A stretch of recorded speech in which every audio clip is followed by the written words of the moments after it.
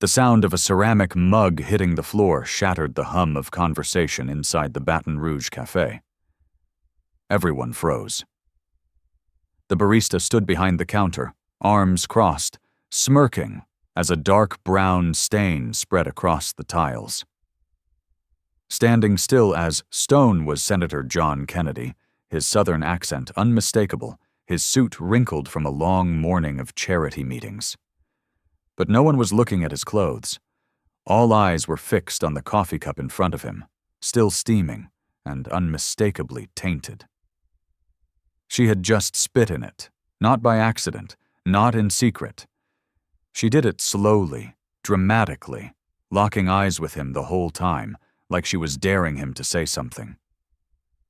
"Didn't realize Baton Rouge had royalty?" she sneered. "Hope that's rich enough for you, Senator." The silence was suffocating, like the entire room was holding its breath. You could hear the milk frother hiss in the background like a warning. Kennedy didn't flinch. He didn't raise his voice. He simply looked down at the cup, then up at her, and asked with unsettling calm, "Do you have cameras in here?" She rolled her eyes, laughing. "Yeah, and guess who checks the footage? Me. So maybe go file a complaint with your little Senate badge, Grandpa." Her words cut through the air like broken glass. A few customers gasped. A couple looked away, uncomfortable. But in the corner, near the wall where no one noticed him, a teenager, maybe 17, maybe younger, held his phone slightly tilted upward. He hadn't missed a thing. His finger trembled as he tapped the record button again, just to be sure. Kennedy didn't know it yet, but that boy had just become the story's turning point. The boy who didn't look like much. The boy who didn't even finish his muffin. But he had filmed everything. Back at the counter, the barista leaned closer. "Want me to make you another one, sweetheart?" she said mockingly, her voice laced with venom. "Or maybe we call an Uber so you can head back to wherever senators go cry?" Kennedy, still calm, picked up the ruined cup and gently placed it on the counter. "No," he said. "I won't be needing another." He turned to leave without another word, and just as he reached for the door, a voice behind him spoke. Soft at first, then stronger. "Sir, wait." The teen stepped forward, holding up his phone. "I recorded the whole thing. You should see this." Kennedy took a beat, stared into the kid's eyes, and nodded. He didn't ask any questions. He didn't need to. In his bones, he knew this wasn't just about a rude barista or a ruined coffee. This was about something deeper, something everyone in that cafe felt but didn't dare name. Arrogance, entitlement, and the slow, quiet death of decency. If you were there, what would you have done? Would you have spoken up? Would you have filmed? Or would you have looked away? If you're watching this right now and feel something, anything, comment 9 below. Not just to show you're here, but to say you won't ignore these moments when they come. Outside, the sun was just starting to break through the clouds, casting long shadows across the parking lot. Kennedy stood beside the teenager, watching the video play back in real time. Every word, every sneer, every disgusting second. He didn't say much, just whispered, "Thank you." And the boy, clearly overwhelmed, whispered back, "Somebody had to." Neither of them knew it yet, but that clip would light a fire that no one, not even the arrogant barista, could contain. Because in a world full of noise and flash, sometimes it only takes a single moment, caught on camera, to remind people what respect actually looks like. And this was just the beginning. Back in the cafe, the atmosphere had shifted from smug indifference to uneasy silence. The barista, Chrissy, strutted behind the counter, oblivious to the fire she'd just lit. She was still laughing with a coworker, retelling the moment with exaggerated flair. And then he looked at me like I owed him something, like, "Honey, just 'cause you're old and white doesn't mean you run the world." The coworker gave a weak chuckle, clearly uncomfortable, but too afraid to say anything. Meanwhile, a mother near the window clutched her daughter's hand a little tighter. An older man, sitting alone with a paperback and a half-eaten croissant, shook his head slowly and murmured, "Something's not right here." But no one said a word aloud, not yet. Everyone was waiting, sensing, watching. Outside, Senator Kennedy stood by the teenager's side, the video replaying on a cracked phone screen. The audio was crisp, Chrissy's mocking voice crystal clear, the spit, the insult, the smirk. It was all there. Kennedy watched the entire thing with a blank expression, but the muscles in his jaw flexed with each word. The teen looked up nervously. "Should we send this somewhere?" he asked. Kennedy looked at him, then scanned the storefront. "I know the owner," he said calmly. "He wasn't here today, but he will be." He handed the phone back gently and placed a hand on the boy's shoulder. "You did the right thing, son." That afternoon, the owner did return, a stocky man in his 60s with a slight limp and a voice like sandpaper. His name was Rick Malone, a retired Marine who'd opened the cafe as a passion project after his daughter's medical recovery, which Kennedy had helped fund through a state grant years earlier. When Kennedy explained what happened, Rick didn't interrupt. He didn't ask for evidence. He just said, "Show me the tape." Within minutes, Rick was inside, in the back office, watching the security footage alongside the teen's phone video. The two angles told the same story, the same contempt, the same blatant violation of dignity. Rick stood up slowly, his hands shaking, not from age, but from restraint. "She mocked veterans last week," he said under his breath. "Said we wore uniforms because we had nothing else going for us. I thought maybe she was just young, just angry." His voice broke. "But this?" He turned to Kennedy. "We're not letting this one slide." And he didn't. The next morning, just after 9 a.m., the cafe was buzzing again, regulars filtering in for their morning caffeine. Chrissy was behind the counter, making jokes, dancing to the music playing through the speakers, acting like the queen of the shop. But when Rick walked in, everything stopped. He didn't yell. He didn't threaten. He simply reached over the counter, turned off the speaker, and turned on the wall-mounted TV. The room went dead silent.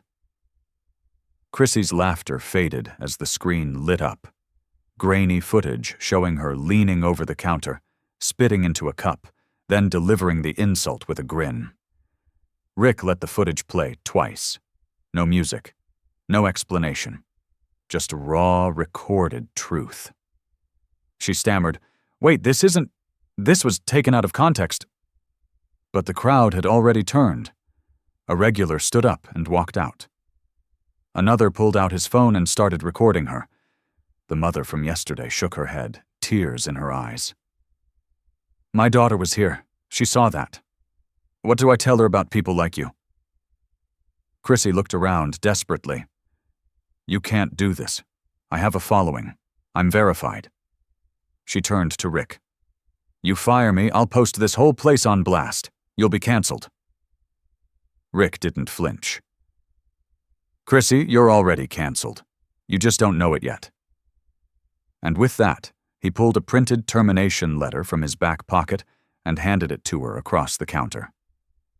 "You're done here. Clean out your station." The silence was colder than any winter morning. Chrissy stood frozen, stunned, as the realization hit her like a freight train. She wasn't the star. She wasn't untouchable. She was just another person who thought cruelty was power and finally met someone who wouldn't play along. Outside, the video from the teenager's phone had already started spreading. A local blogger posted it with the caption, "Barista spits in senator's coffee, then learns the hard way. Respect is earned." Within hours, it exploded across social media. By sunset, national outlets were reaching out for interviews. The cafe became a symbol of quiet justice. And Chrissy? She was nowhere to be found. But the story wasn't over. Not even close. Because in a world so hungry for outrage, sometimes it takes a moment of silent courage. A teenager recording, a veteran speaking up, a senator standing tall, to remind us that decency still has a place in the world. And sometimes, that place is right where you sip your coffee. By the next morning, the cafe wasn't just a coffee shop anymore. It was a stage. News vans lined the curb, their satellite dishes spinning toward the sky like radar towers. Curious locals gathered on the sidewalk, phones in hand, whispering, pointing, waiting. Inside, the air was thick with tension and caffeine, customers filling every seat, not for the coffee, but for what might happen next. And right on cue, the front door swung open, and Senator John Kennedy stepped inside, not as a politician, but as the man in that video. The man who'd been spit on and humiliated in silence, but who never raised his voice, never demanded vengeance. He didn't need to. The truth had already done the shouting for him. Rick Malone, the cafe owner, met him by the counter. No words. Just a firm handshake between two men who understood that respect wasn't something you begged for. It was something you lived by. Rick cleared his throat and turned to the crowd. "Everyone," he said, "thank you for being here today. I want you to hear it from me directly." He looked around the room. What happened here wasn't just disrespectful. It was cruel. And cruelty, in any form, has no place in this community. That's why we let Chrissy go yesterday. That's why we're not hiding behind PR teams or legal threats. We're owning this. Then he turned to Kennedy. "Senator, would you like to say something?" Kennedy stepped forward slowly, eyes scanning the room, pausing on faces. Young, old, skeptical, hopeful. He let the silence settle before he spoke. "I didn't come here for sympathy," he began, his voice calm, deep, southern, but sharp as a scalpel. "I didn't even come here to make a point. I came here because when something wrong happens in front of you and you say nothing, you become part of it. I didn't raise my voice that day because I didn't need to. The truth was louder than any anger I could have shown." The room was silent. Even the espresso machine stopped hissing, as if it, too, wanted to listen. "I'm not here to cancel anyone," he continued. "I'm here to remind us what it looks like when we hold the line, not with hate, not with revenge, but with something far more powerful. Dignity." He looked toward the back of the room, where a laminated sign now hung beside the daily specials board. It read, "Respect is the house special. We serve it daily." Just then, a woman near the front raised her hand timidly. "Senator, what if that video didn't exist? What if no one recorded it?" The question hung in the air like a weight. Kennedy nodded slowly. "Then it would have been one person's word against another. And like many people in this country, good people, I might have been ignored, dismissed, or worse. That's why what that young man did, raising his phone, hitting record, that was more than tech. That was courage."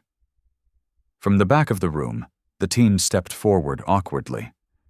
His name was Malik. He hadn't said much since it all began. But now, as the eyes of a whole town turned toward him, he cleared his throat and said, "I didn't do it for attention. I did it because I've seen stuff like that happen before, and nobody ever believed it. Not when it happened to my uncle, not when it happened to my teacher. This time I wanted proof." The applause started with a single person, then another, then the entire cafe. But this wasn't polite clapping. It was the kind of applause that carries something heavier, relief, recognition, a spark of hope. And right then, another twist arrived. A local influencer burst through the door, waving her phone in one hand and her makeup bag in the other. "Guys, you won't believe this," she said breathlessly. "Chrissy just posted a video blaming the senator for ruining her career. Says she was targeted, and she's the real victim." The room collectively sighed. Rick shook his head. "Play it," he said. The influencer tapped play. On screen, Chrissy sobbed into her camera, wiping fake tears and whispering, "I'm being harassed, bullied, all because of one little joke. He took everything from me. He's powerful. I'm just a girl with coffee." But then, mid-recording, her own screen lit up with incoming texts, and one of them popped up in full view. "They're buying it. I'll spin this in my favor."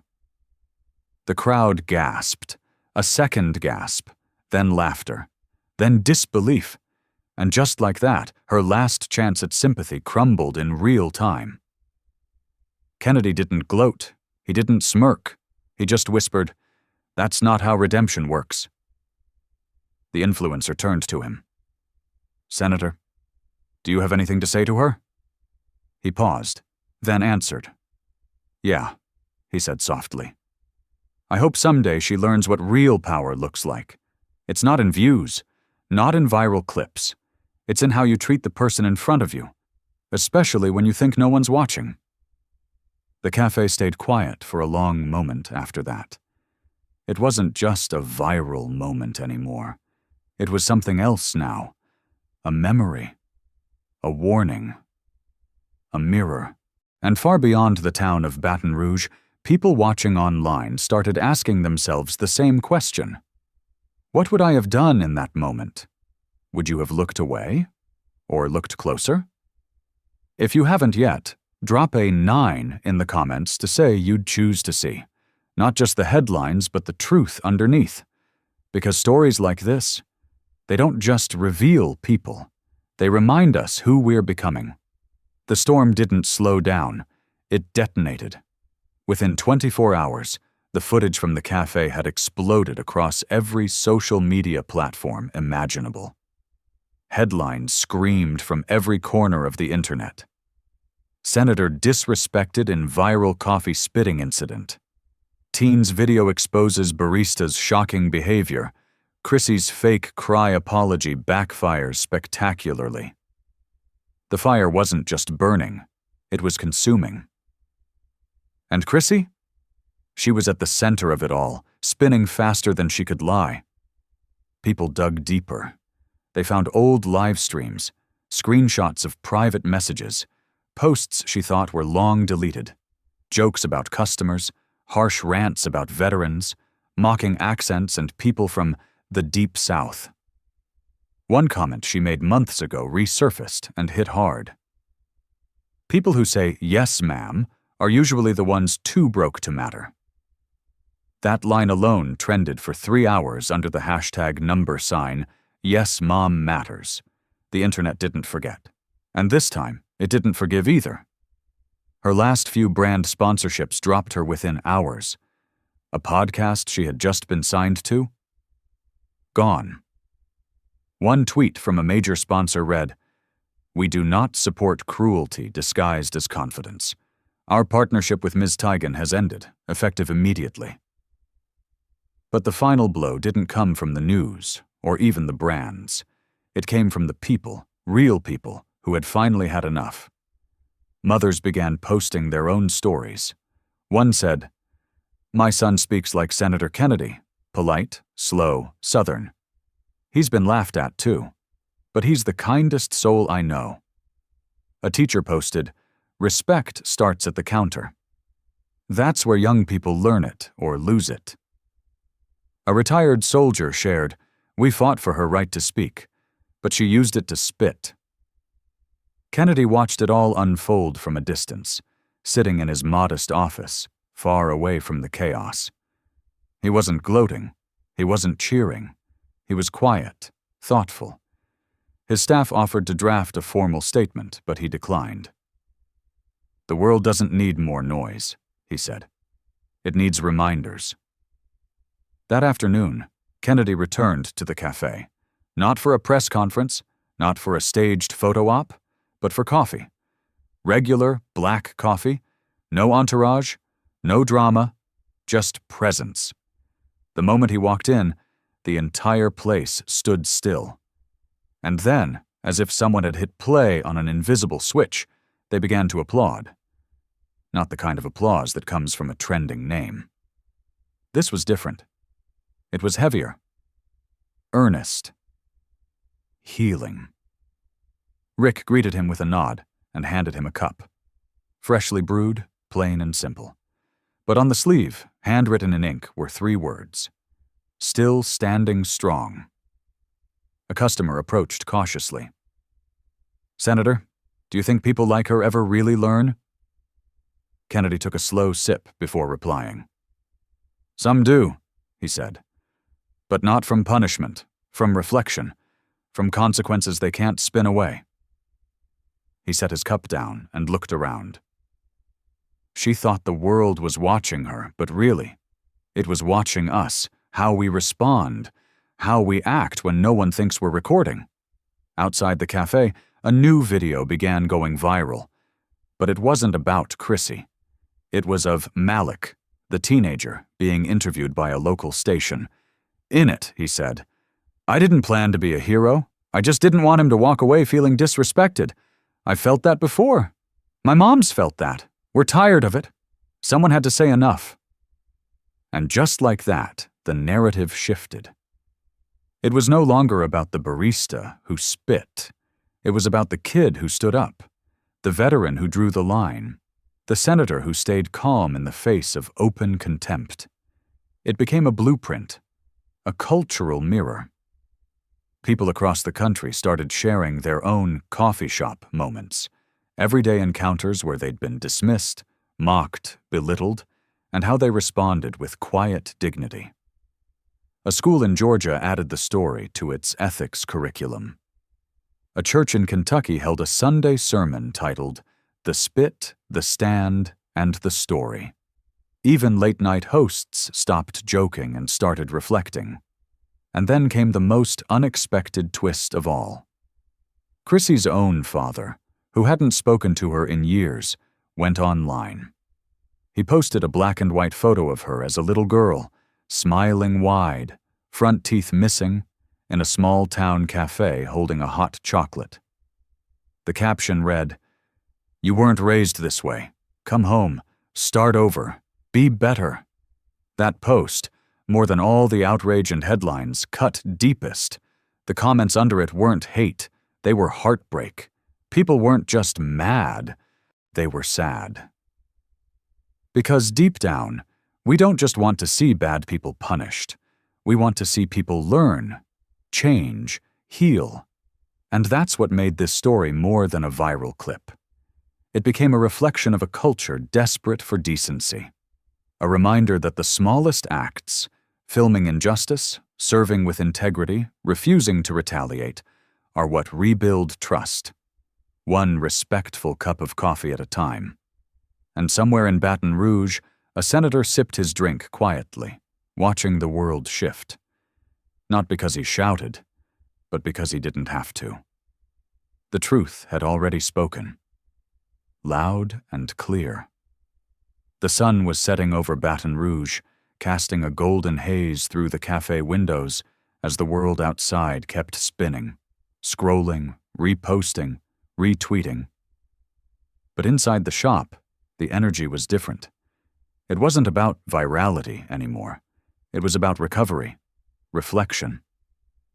The chairs were half-filled, the air quieter than it had been in days, and behind the counter, Rick Malone poured coffee with his signature precision, hand-ground beans, water just below boiling, patience in every pour. Senator John Kennedy sat at the same corner table as the day before.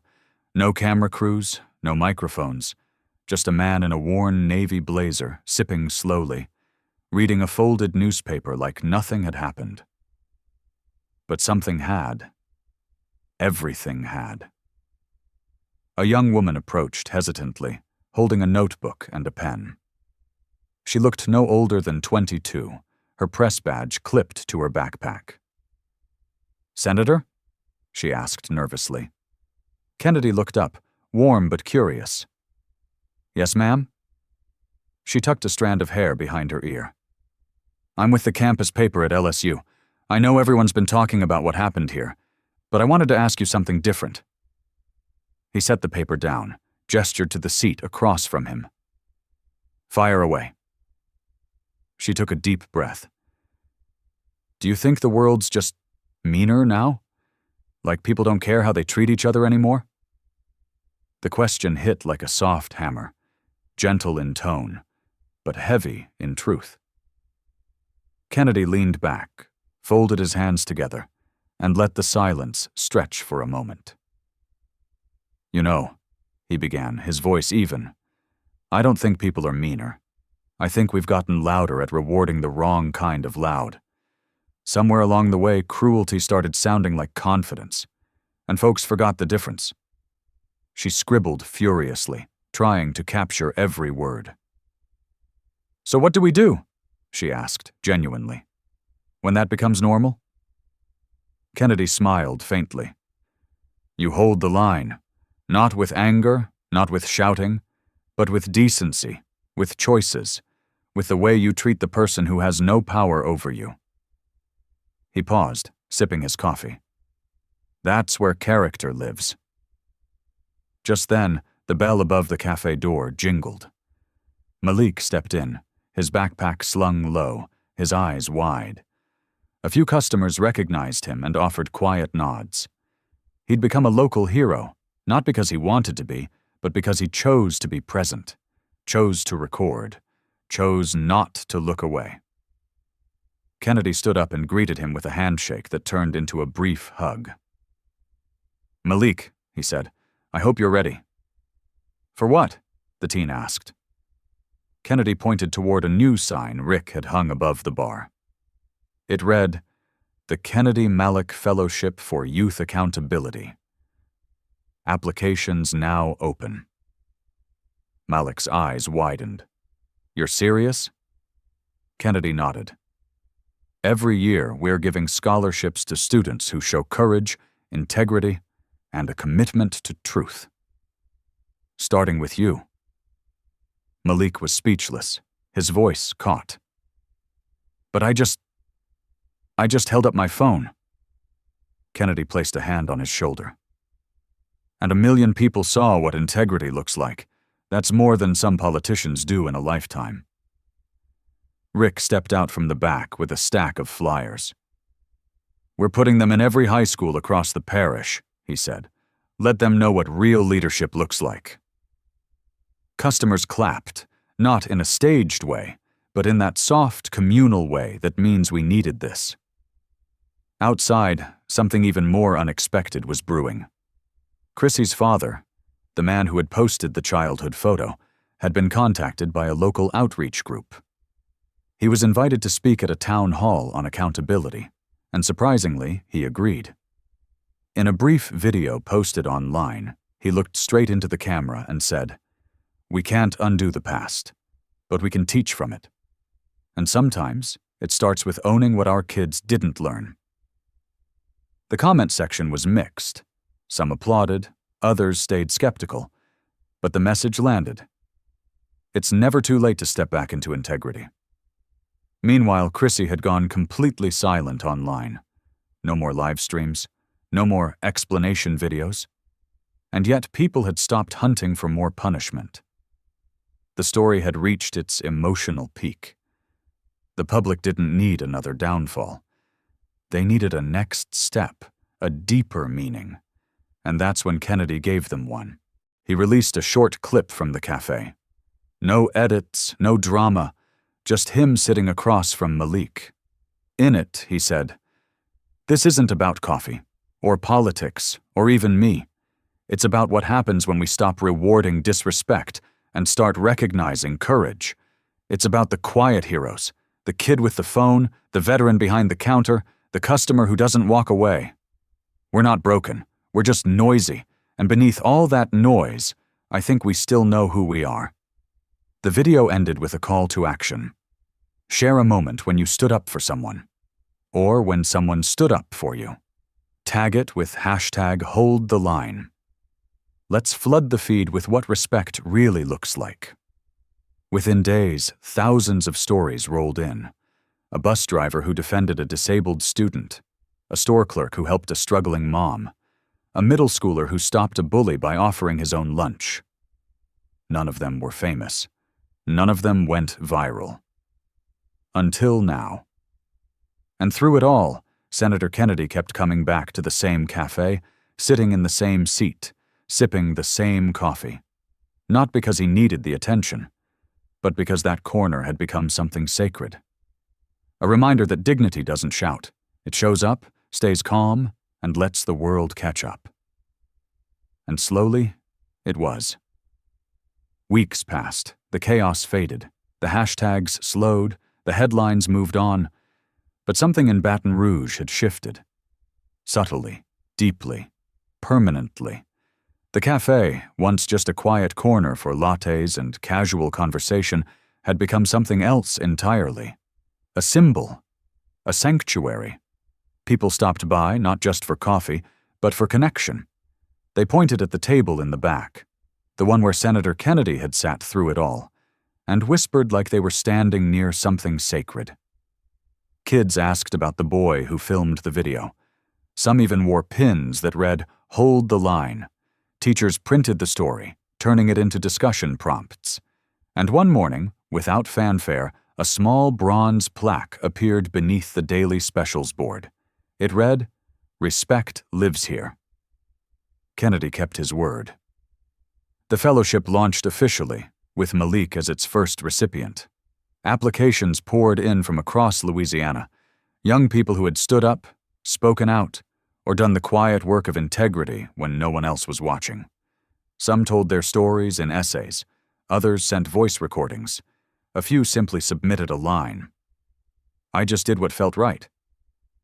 Kennedy read every one. But one letter stopped him cold. It was handwritten, on plain white paper. No name, no return address, just 5 words at the top.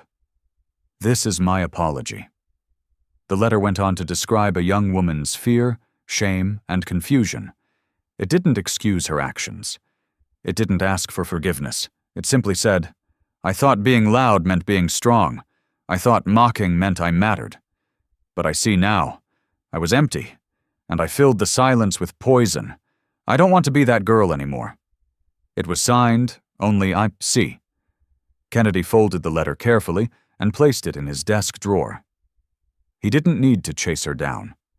The journey she needed to take couldn't be televised. And maybe that was the point. Some stories don't need a sequel. They need silence, space, and time. Outside his office window, spring was starting to press in. Light creeping past the curtains, air warmer, people moving slower. The world had returned to its rhythms. But Kennedy hadn't forgotten. Neither had Rick. Neither had Malik. And neither had the people who, for one strange and powerful moment, saw what happens when dignity is tested and humanity chooses to answer.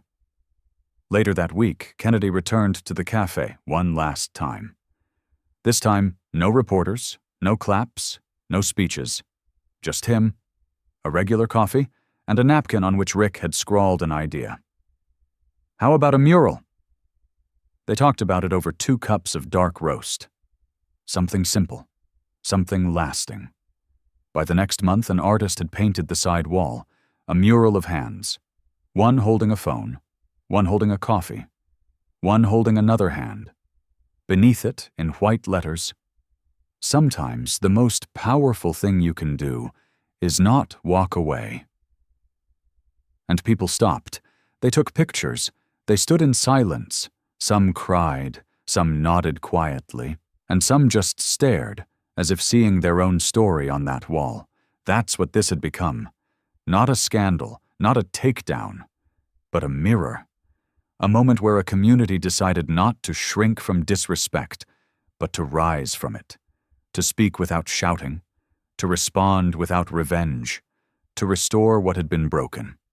Not just for the senator, not just for Malik, but for everyone who's ever walked into a room and wondered, will I be treated like I matter today?